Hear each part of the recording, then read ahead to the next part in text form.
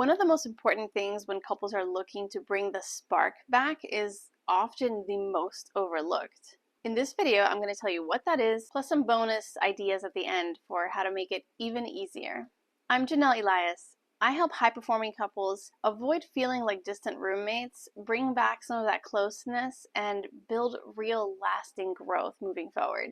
At the beginning, couples usually put in a lot of effort when they're starting to date that special someone.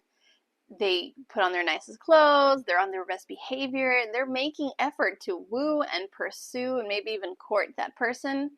Then long-term commitment sets in and so much of that effort just stops. I like to give the example of a classic beautiful car that you might have sitting in the garage, or perhaps a gorgeous exotic plant if you're a plant person. But you have this treasured item and you know that you can't just leave it sitting in the garage collecting dust, or you can't just leave the plant in the corner of the room unattended. You have to be watering the plant. You need to be doing maintenance in the car, bare minimum turning it on every now and then, right? Doing all of the things that you need to do to keep that treasured thing in top shape. It's similar for relationships. It takes constant maintenance and effort to last a lifetime and beat the statistics. This week, we're going to bring back the fun in the relationship, maybe even the romance. I love talking about this, but don't worry, you've got me in your corner as your wing woman to walk you through every step of the process and make it as easy as possible for you to knock it out of the park. Please understand that for simplicity, I sometimes use partner, spouse, significant other interchangeably. If you're in a long-term committed relationship, I'm talking about you. This applies. So we're going to be planning a date for your spouse. The reason I'm saying we're planning this one for your spouse is because I don't want you to plan it with your spouse. There'll be plenty of time to plan future dates together and get excited together. It'll be great, but we're trying to do things a little bit differently to bring back that spark, get out of the routine that maybe has developed by now. Your assignment is to brainstorm the ideas, choose one, and plan out all the details. Make sure the activity you pick is something that you know your spouse will actually like. But ideally, it'd be an activity you both enjoy or something new that you think you both might like. An ideal date is going to involve some kind of active interaction with each other and some communication. Try to pick an activity that will allow you to speak to each other. If not during the activity, then definitely after, what you liked, what you didn't like, things like that. But we're going to want to have some conversation here. Now, this part is key. Book the tickets, make the reservations, order the flowers, the chocolates, whatever detail is involved in this date. Let's do all of the legwork and leave none of the mental burden of the planning to the spouse this time. It's our gift to them. Now, I understand depending on how tricky our spouse's schedule might be, you may have to involve them at some point. But involve them minimally. Just say, hey, I'm kind of planning something special. I don't want to tell you everything yet. It's partly a surprise. What date could you be available? And at the end of this video, I am going to go ahead and give you a list of ideas just to get the creativity flowing for different budget ranges and different life stages in case we need to worry about childcare or if there are no children involved, but we do need to be mindful of a certain budget. Things like that. I've got some ideas for you. Don't worry. Your next step is going to be inviting your spouse. Do you remember when you used to date and maybe there was a bit of a, hey, do you want to go out with me? Or that nerve-wracking first, like, how does dinner sound? Maybe, you know, the butterflies in the stomach were a little nervous. Maybe you guys were super comfortable with each other from day one and that was never a problem. But there is something about the ask that can be really exciting and romantic. So you're going to invite your spouse in a really cute way. Up to you if you want to maybe replicate something from when you were first dating or try something new and creative. But we're going to make a bit of a big deal. Now we're going to work on the lead up to the big date. You're going to send cute little messages, maybe texts, maybe leave little post-it notes laying around. Whatever is true to you, but we're going to make it exciting. You're going to say things like how much you're looking forward to it, how nice it'll be to spend some quality time with them, how you're already planning what you're going to wear if you want to say that. Just little things to get them starting to look forward to it. Speaking of what you're going to wear, let's put a little bit of effort into how we get dressed this time. I'm not asking you to do something that's completely out of your character. Just put a little bit more effort than perhaps you normally would. So if you're like my husband and you're mostly a shorts and shirt kind of person, then maybe this time we do long pants and a shirt or a polo. If you're normally someone that goes out, dressed to the nines, then maybe we put a little bit of extra effort this time. Whatever's typical for you, just go bare minimum one slight notch above the baseline. If you need inspiration, think about maybe how you dressed when you first started dating. Even if you were someone who was very low maintenance, just remember the goal here is to woo them.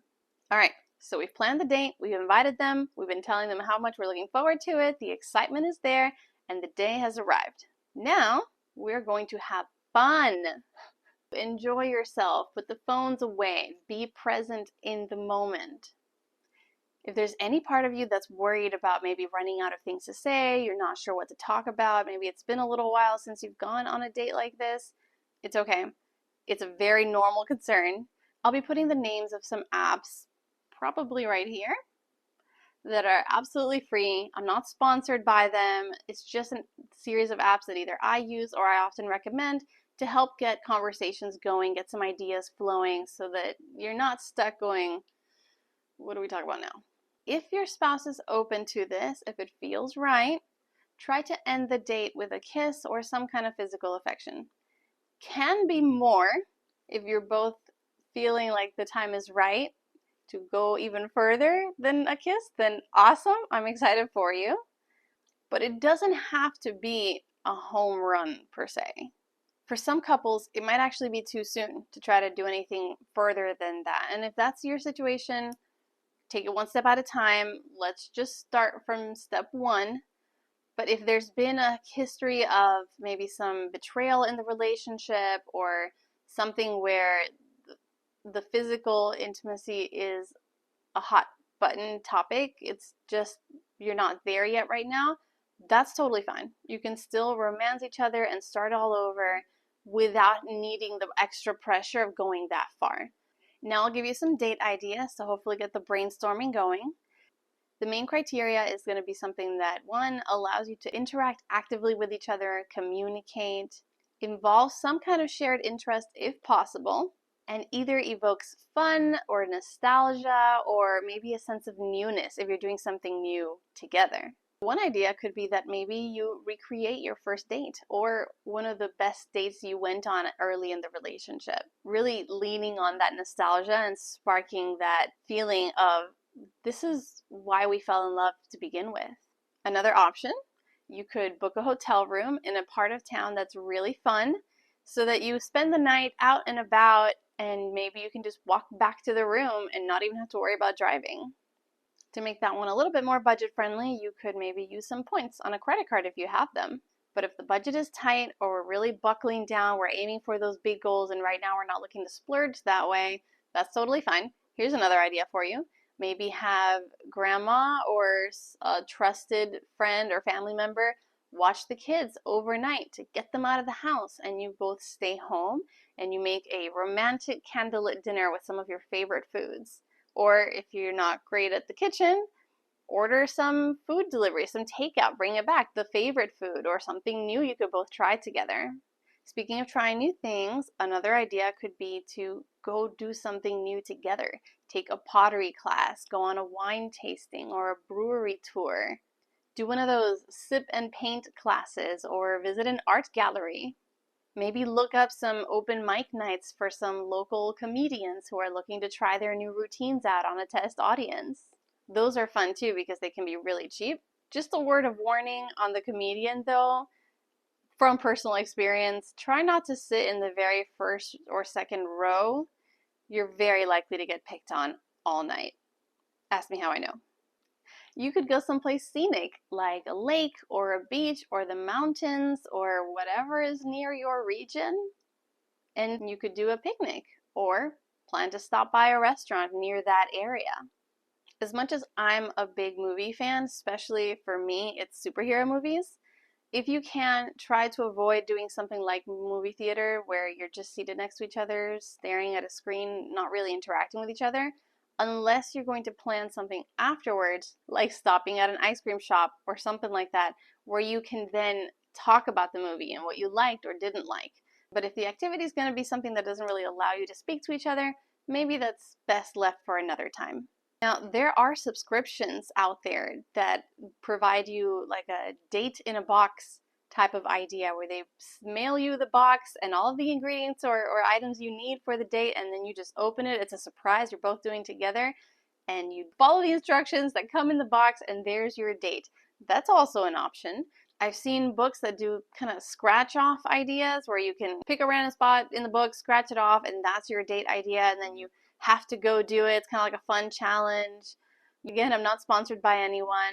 Something my husband and I used to do when we were a little bit further into the dating life.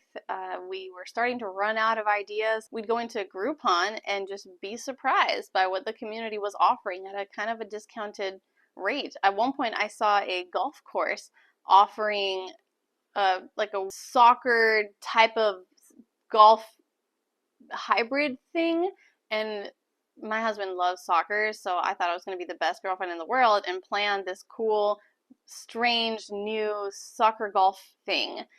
It was quite lame, but we had such a good time just doing it ironically.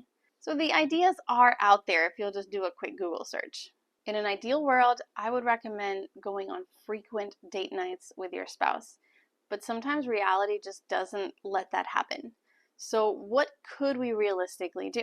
Can we do one a month? One every several weeks? Do whatever you can realistically pull off. But whatever it is, be intentional about scheduling in the calendar, protecting that time, not letting anything, if possible, get scheduled over it, so that you both start getting into the habit of having fun together again, however often you can manage. Next video, I want to talk to you about how to express your needs for the relationship in a way that will actually get your spouse to listen, and hopefully vice versa.